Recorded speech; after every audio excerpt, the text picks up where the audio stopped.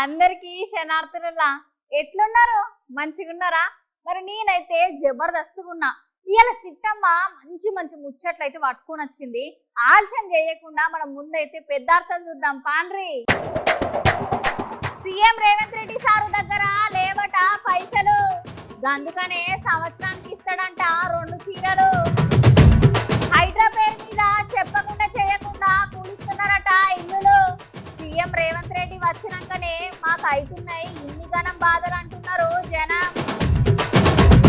హైదరాబాద్ కు మళ్ళొక్కసారి వచ్చిండు కొత్త కమిషనర్ సారు. ఇక రోజులలో ఏమన్నా మార్పులు చేర్పులు చేస్తారో లేరో.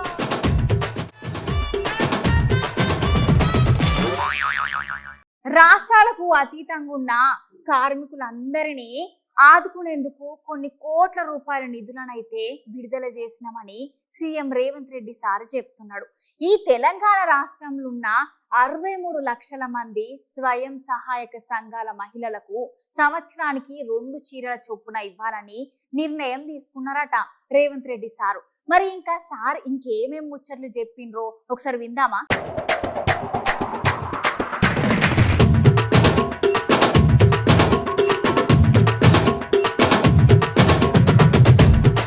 అతీతంగా సిరిసిల్లలో ఉన్న కార్మికులను కూడా ఆదుకోవడానికి కోట్ల రూపాయల నిధులను విడుదల చేయడం జరిగింది. మా ప్రిన్సిపల్ సెక్రటరీ గారు హ్యాండ్లూమ్ అదే విధంగా పవర్ లూమ్స్ మనం ఆదుకోవాలి, పన్నులు ఇవ్వాలి. ఒకవేళ బతుకమ్మ చీరలు ఆగిపోతే కొంతమందికి నష్టం జరుగుతుందని వారు నా దృష్టికి తీసుకురావడం జరిగింది. బతుకమ్మ చీరలు కట్టుకునేంత క్వాలిటీ కానీ దాని మీద పెట్టాల్సినంత పెట్టుబడి పెట్టలేదు. అందుకే ఈరోజు నేను మా మంత్రి అధికారి గారు చెప్తే నేను ఒకే మాట చెప్పిన, ఈరోజు స్వయం సహాయక సంఘాలు మా మహిళలు సెల్ఫ్ హెల్ప్ గ్రూప్స్ కింద 63 లక్షల మంది సభ్యులు ఈరోజు తెలంగాణ రాష్ట్రంలో ఉన్నారు. ఈ 63 లక్షల మంది సభ్యులకు ఒక మంచి డిజైన్తో ప్రతి ఆడబిడ్డకు 2 చీరలు ఇస్తే 1,30 లక్షల చీరలు మనము ఆర్డర్ ఇవ్వచ్చు. మంచి డిజైన్లతోని మంచి క్వాలిటీతోని ముందుకు రమ్మని మా అధికారులకు సూచన చేసినాం. తొందరలోనే స్వయం సహాయక మహిళా గ్రూపుల్లో ఉండే ప్రతి మహిళకు సంవత్సరానికి 2 చీరలు ఇవ్వాలి అన్న ఆలోచన ఈరోజు రాష్ట్ర ప్రభుత్వము మీ అభిమానంతో ఈరోజు ఆ నిర్ణయం తీసుకోవడం జరిగింది. ఇండియా స్కిల్స్ యూనివర్సిటీలోనే మా నేతన్న పిల్లలు వృత్తి నైపుణ్యం నేర్చుకోవాలి. వచ్చే సంవత్సరం నుంచి కళాశాలను అక్కడ ప్రారంభించడం ద్వారా అంతర్జాతీయ స్థాయిలో IIHTకి గుర్తింపు తీసుకురావాలి అని ఈరోజు మన ప్రభుత్వం నిర్ణయం తీసుకున్నది. ఈ సంవత్సరం చేరిన విద్యార్థులకు కూడా ప్రతి నెల 2,500 రూపాయలు వాళ్ళు చదువుకోవడానికి స్కాలర్షిప్ ఇవ్వాలని చెప్పి ఇవాళ వాళ్లకు స్కాలర్షిప్లు కూడా మంజూరు చేస్తున్నాం. ఎందుకంటే తల్లిదండ్రులు రెక్కాడితే కానీ డొక్కాడని పరిస్థితి, ముఖ్యంగా మా నేతన్నలు ఎంత సంపాదించినా కుటుంబం గడవడానికే కష్టమైన రోజుల్లో పిల్లల చదువులకు ఎంతో కొంత తోడుగా ఉండాలి అని చెప్పి ప్రతి నెల వాళ్ళకి స్టైఫండ్ 2,500 ఇవ్వాలి. చిన్న ఖర్చులకైనా వాళ్ళకు సాయం అవుతుందని, వేడి నీళ్ళకి చన్నీళ్లు తోడైనట్టుగా ఉంటుంది అని చెప్పి ఈరోజు ఆ విధమైన నిర్ణయం తీసుకోవడం జరిగింది. వినాయక చవితి వచ్చిందంటే ముందుగాల మనకి ఏం గుర్తుకొస్తుందిలా? బొజ్జ గణపయ్య, బుజ్జి గణపయ్య బొమ్మలే కదా. ఇక సందులా ఎక్కడ చూసినా వెరైటీ మూషిక వాహనుడు దర్శనమిస్తాడు మనందరికి. అట్లాంటిది నేను మీకు ఒక 2 వెరైటీ రకమైన గణపతులను పరిచయం చేద్దామని అయితే పట్టుకొని వచ్చిన. ఆలస్యం చేయకుండా చూడండి మీరే ఒకసారి, అంత మీకే అర్థమవుతుందిలా.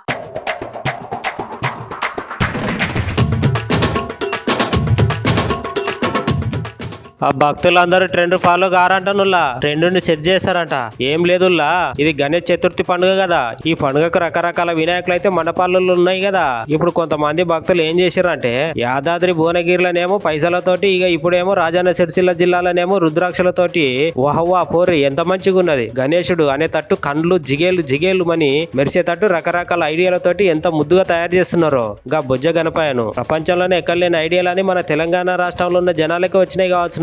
అందుకనే రకరకాల గణేష్లను తయారు చేసుకుంటే ఈ 9 రోజులు మస్తు ట్రెండింగ్ అవుతారు గణేష్లతోటి. ఇక దేవుళ్ళ కాడ ప్రసాదాలు అన్నదానాలు చేసుకుంటే భక్తి శ్రద్ధలతోటి ఈ 9 దినాలు దేవుని పూజిస్తారు.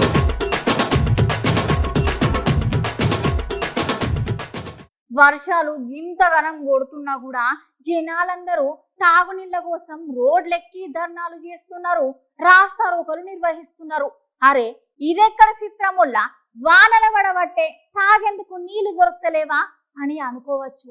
కాకపోతే ఇక్కడ గిట్ల కాదు, 20 దినాల సంధి నీళ్ళు వస్తలేవని జనాలు తిప్పలు పడుతున్నారులా.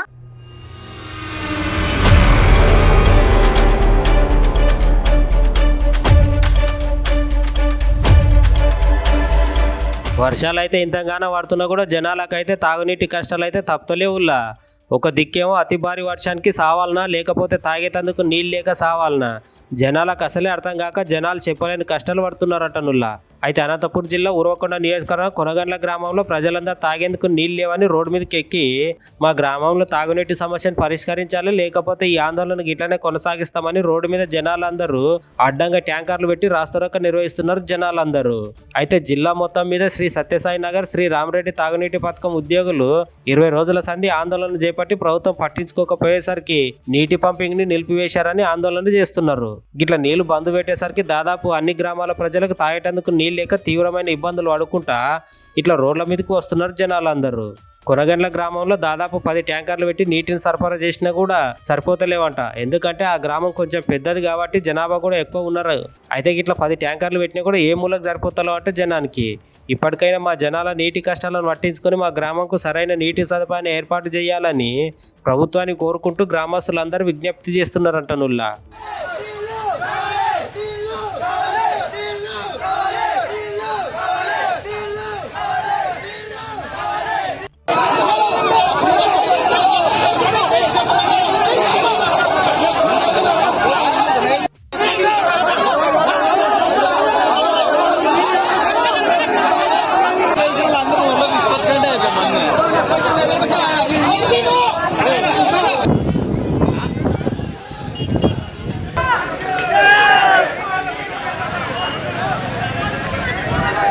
అక్కడ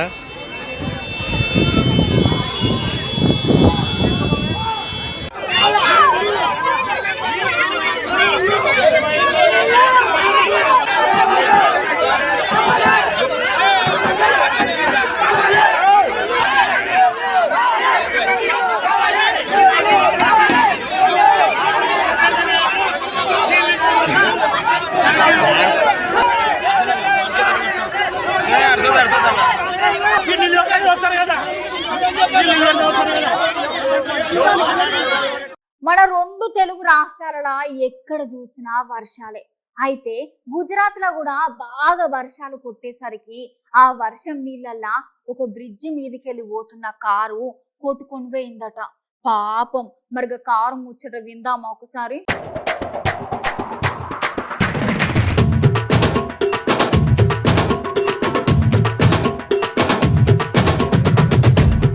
గుజరాత్లో ఒక ముచ్చట జరిగిందిలా. పాపం 2 గంటల సేపు తల్లడించిన తర్వాత వాళ్ళని కొంతమంది చూసి రెస్క్యూ టీంకు ఫోన్ చేస్తే గప్పుడు వచ్చి కాపాడేదట వాళ్ళిద్దరిని అన్నట్టు అసలు ముచ్చట చెప్పలేదు కదా.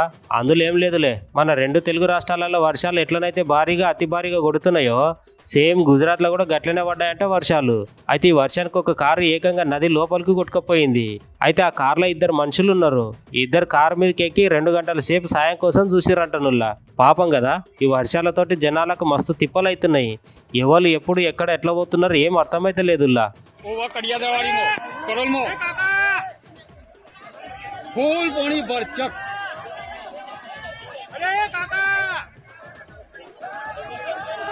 फायर वाला आऊ છું फायर वाला आई गया છે आया છું फायर वाला आऊ છું हां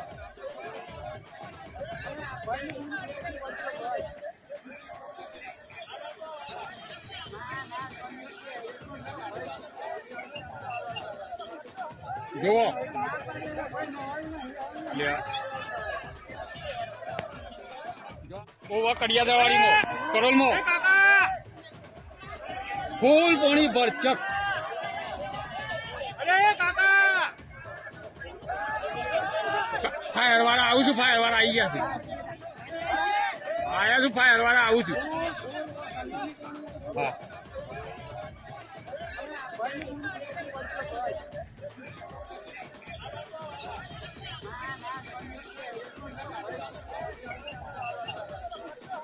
दो ले वो कड़िया दवारी मो करोल मो फूल पानी बरचक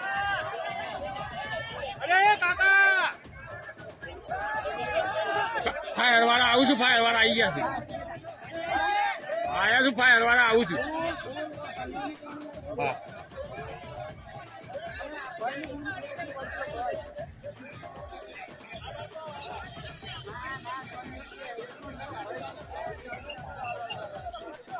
జో తెలంగాణ రాష్ట్రంలో ఎక్కడ చూసినా హైడ్రా వస్తుందంటే చాలు జనాలందరూ గజగజ వణుకుతున్నారులా. కాకపోతే ఇప్పుడు ఈ హైడ్రా చేయబట్టి 18 సంవత్సరాల నుంచి ఉన్న ఒక ప్రాంతం జనం అయితే తల్లడిల్లిపోతున్నారు వాళ్ళ ఇల్లులు కూలగొడుతున్నందుకు.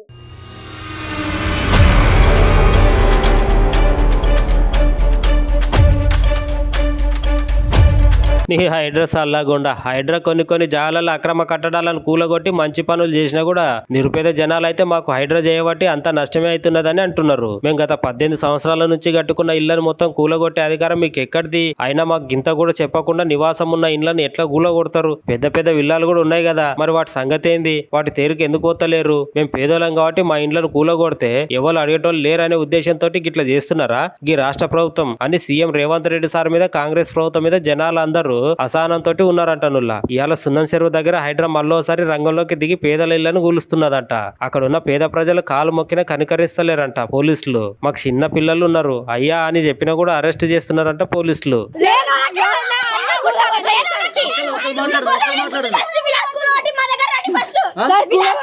సపోర్ట్ చేస్తాం, ఒప్పుకుంటాం, కానీ మాకు ఆదాయం చూపించాలి, మాకు ఉండడానికి ఒక స్థలం చూపించాలి.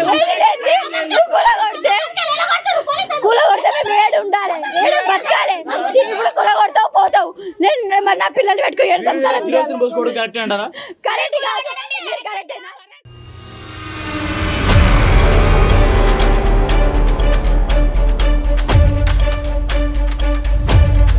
ఆంధ్రప్రదేశ్ రాష్ట్రం విజయవాడలో పొట్టుగా వర్షాలు పడి జనాలందరూ ఆగమాగమైనరు కదా.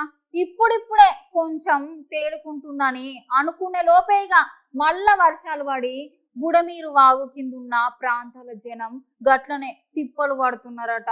తిప్పలు చూద్దామా?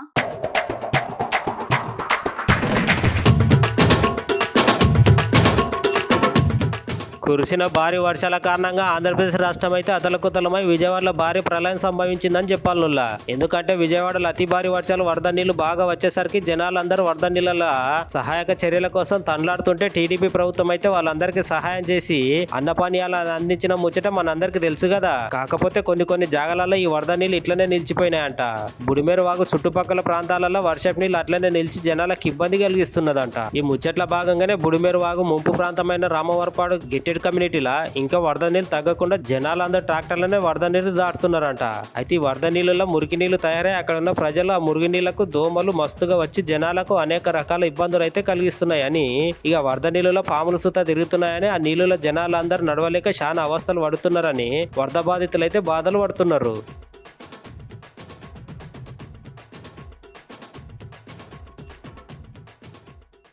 మన హైదరాబాద్ కు కొత్త కమిషనర్ సార్ వచ్చిండుల్లా.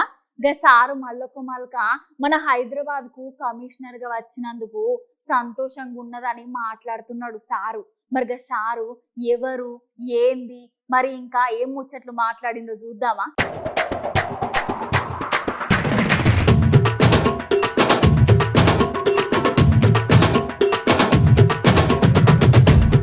హైదరాబాద్ కొత్త కమిషనర్గా రెండోసారి మళ్ళీ సివి ఆనంద్ సారే బాధ్యతలు చేపట్టిండు సారు. అయితే గిట్లా రెండోసారి కమిషనర్గా బాధ్యతలు చేపట్టడం నాకు చాలా సంతోషంగా ఉన్నది. గట్లనే తెలంగాణ రాష్ట్ర ముఖ్యమంత్రి రేవంత్ రెడ్డి సార్కు కృతజ్ఞతలు చెబుతున్నా. ఈసారి కూడా వినాయక చవితి గట్లనే మిలాదున్నబి పండుగలకి రెండు ఒకటేసారి వస్తున్నాయి. ఈ పండుగలు ప్రశాంతమైన వాతావరణంలో జరిగేటట్టు మేము చూసుకుంటాం. అట్లనే పోయినసారి కూడా ఆ రెండు పండుగలు ఒకటేసారి వచ్చినాయి, ప్రశాంతంగా జరిపించినాం. ఈ పండుగలను ప్రశాంతంగా జరిపించడానికి మా దగ్గర యాక్షన్ ప్లాన్ కూడా సిద్ధంగా ఉన్నది. గట్లనే అధికారులతోటి సమీక్ష కూడా నిర్వహించినాం. రాష్ట్ర ప్రభుత్వం డ్రగ్స్ మీద సీరియస్ గా ఉంటది. గంజాయి నిర్మూలనకు కూడా కృషి చేస్తాం. ఫ్రెండ్లీ పోలీస్ అనేది పోలీస్ జాబ్ లో ఒక భాగం మాత్రమే. మేము ప్రతి ఒక్క పనిని, ప్రతి ఒక్క విధిని సక్రమంగా నిర్వహిస్తామని సార్ అంటున్నాడు. आज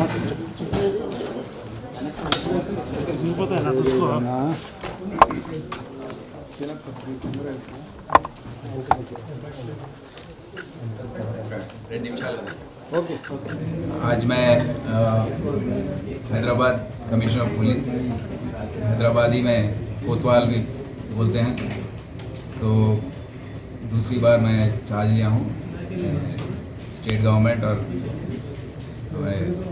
वज़ीर आला, उनको मैं शुक्रिया अदा पेश करता हूँ।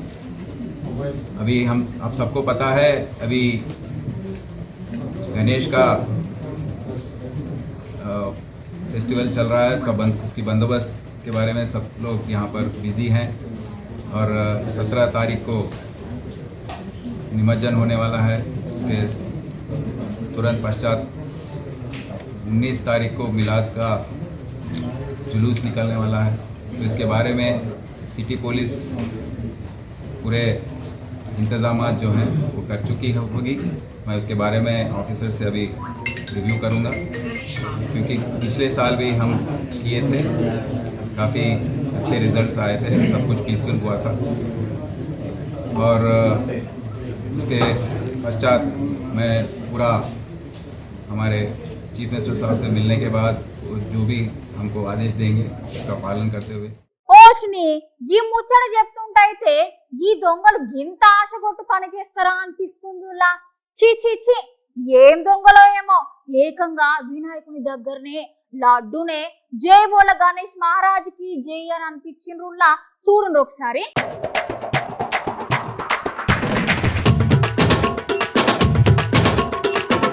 ఇక అందరం వినాయకుని పెట్టినమో లేదో గాని గా వినాయకుని దగ్గర 9 రోజులు పూజలు అందుకునే లడ్డు ప్రసాదం ముచ్చట గురించి మాట్లాడుకోవాలి. 9 రోజులు దేవునితో పాటు పూజలు అందుకునే ఉంటది.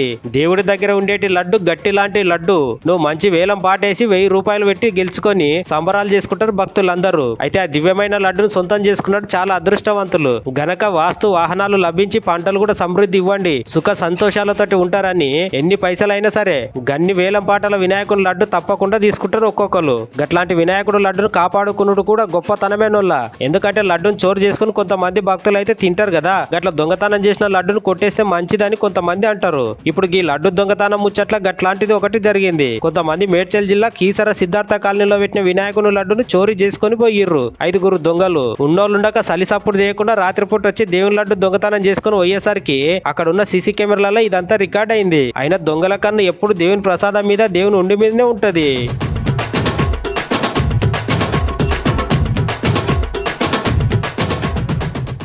ఇగో గివ్వుల్లో ఇయాల్టి ముచ్చట్లు. మళ్ళా సిట్టమ్మ మంచి మంచి ముచ్చట్లతోని మళ్ళా కలుస్తుంది. అంతవరకు ఉంటాం మళ్ళా.